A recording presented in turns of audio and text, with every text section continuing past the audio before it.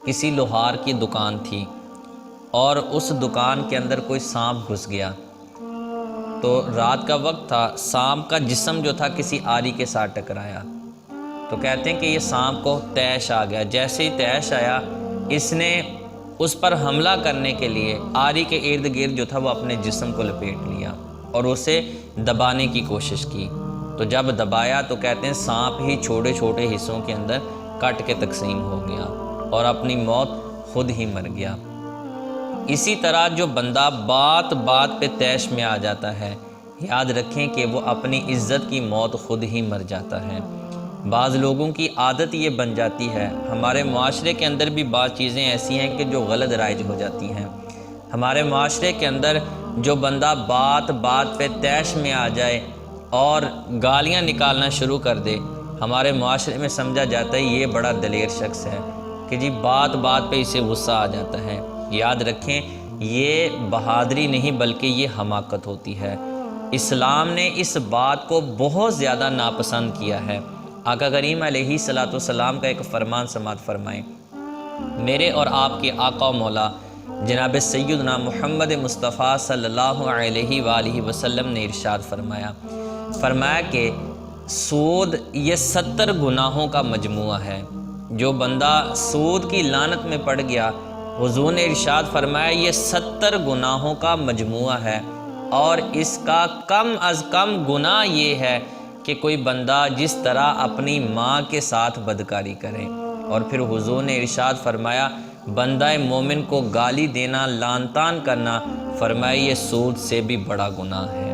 دیکھیں کہ سود اتنی بڑی لعنت ہے، لیکن حضور نے ارشاد فرمایا بندہ مومن کو گالی دینا اس سے بھی بڑا گناہ ہے۔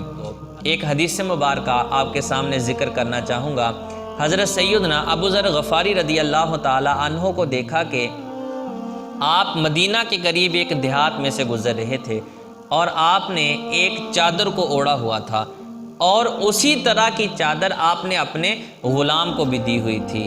معرور بن سرید کہتے ہیں جب آپ گزرنے لگے اس دیہات میں سے تو لوگ آپ کے ارد گرد اکٹھا ہو گئے، جمع ہو گئے، اور عرض کرنے لگے حضور آپ دونوں چادریں خود رکھ لیتے اور اپنے غلام کو کوئی تیسری چادر دے دیتے جس کے ساتھ ہی اپنا جسم چھپا لیتا اور آپ کے 2 کپڑے مکمل ہو جاتے۔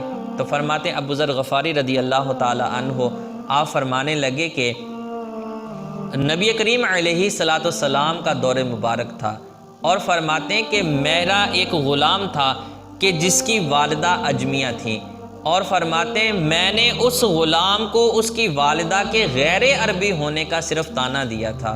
فرماتے ہیں میری شکایت رسول اللہ صلی اللہ علیہ وآلہ وسلم سے کر دی گئی تھی، اور حضور نے مجھ سے ارشاد فرمایا تھا اے ابو ذر تیرے اندر اب تک جاہلیت کی بو باقی ہے۔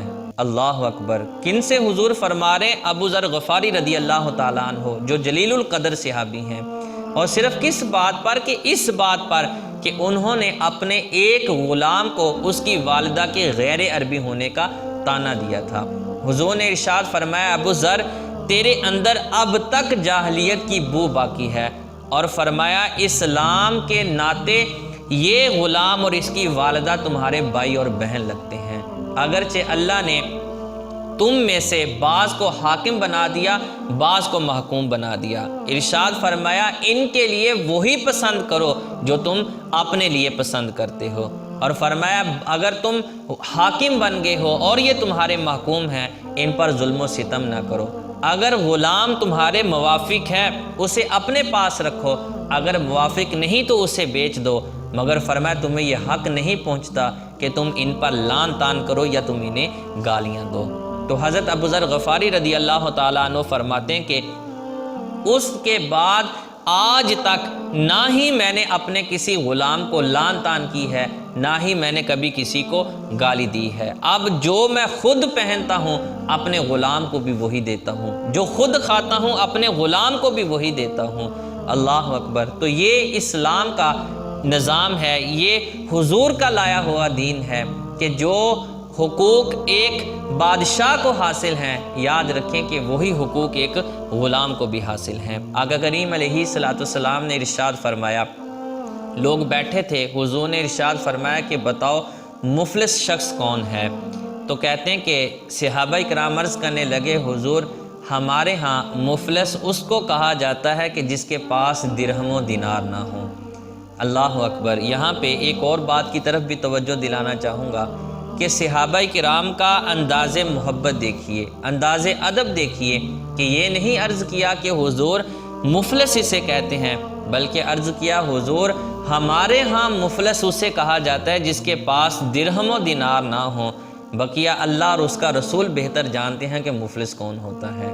نبی کریم علیہ السلام نے ارشاد فرمایا ہماری امت کے اندر مفلس شخص وہ ہے کہ جو قیامت کے دن آئے، اس کے پاس نماز بھی ہو، روزہ بھی ہو، زکوٰۃ بھی ہو، لیکن فرمایا دنیا کی زندگی کے اندر اس شخص نے کسی کو گالی دی تھی، کسی کو اذیت دی تھی، کسی کی غیبت کی تھی، کسی کو برا بلا کہا تھا، کسی کو مارا تھا۔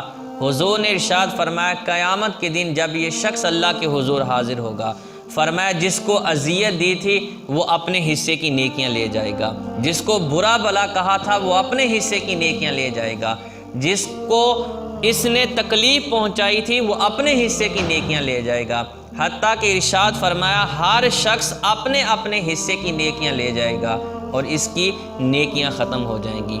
جب اس کی نیکیاں ختم ہو جائیں گی فرمایا لوگ باقی رہ جائیں گے، تو ان لوگوں کے گناہ اس کے ذمہ ڈال دیے جائیں گے جن کو دنیا کے اندر اذیتیں دی تھیں۔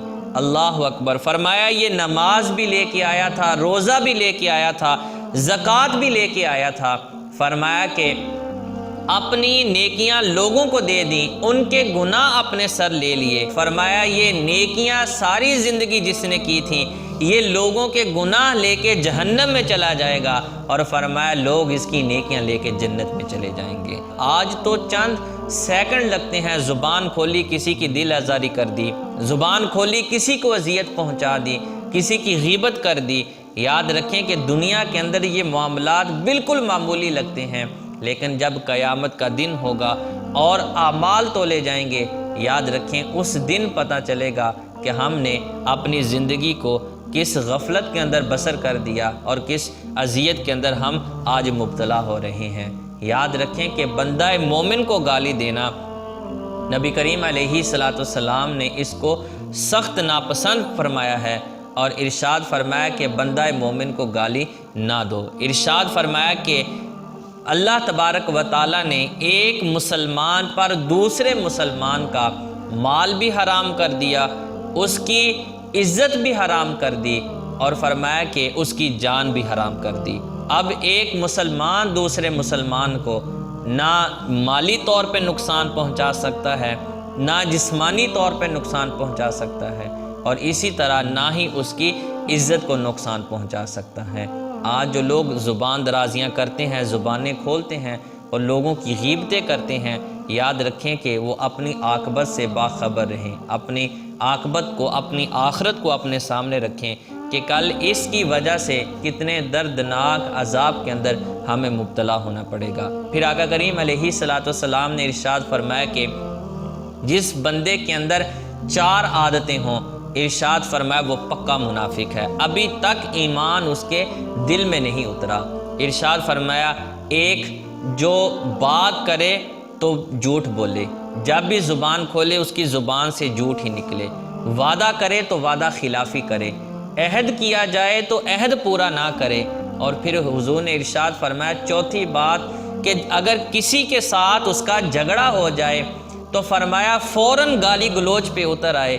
تو یاد رکھو کہ ابھی تک وہ پکا مسلمان نہیں ہوا، ابھی تک اس کے دل کے اندر نفاق باقی ہے۔ اور فرمایا اگر 4 عادتیں نہ ہوں، 4 میں سے ایک عادت دل میں باقی ہو، تو فرمایا اتنا نفاق اب تک بھی اس کے دل کے اندر باقی ہے۔